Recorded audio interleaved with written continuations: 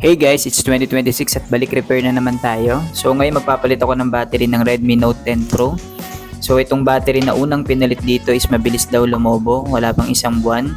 Kaya papalitan ko siya ngayon ng GSM Sandwich brand ng the same model ng battery para sa Note 10 Pro.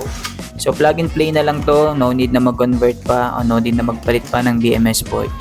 So makikita nyo agad yung quality ng battery na to guys, sobrang tigas niyan.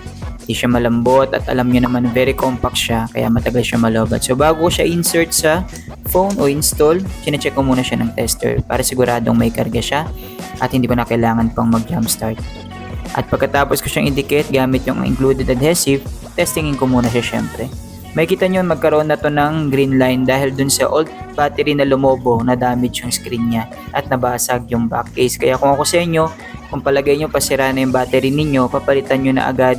So kahit nagkaroon siya ng green line, okay pa rin naman yung touch niya kaya hindi na pinapalitan na may-ari yung screen dahil medyo mahal talaga yung AMOLED screen nitong Redmi Note 10 Pro.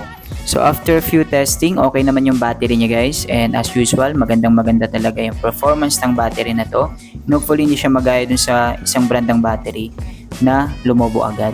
So guys, sinara ko na to gamit yung back case niya kahit may crack. So guys, kung kailangan nyo din ng repair, ilalagay ko na lang dito, screenshot nyo na lang, andyan yung aking address at aking contact number. God bless everyone and peace out.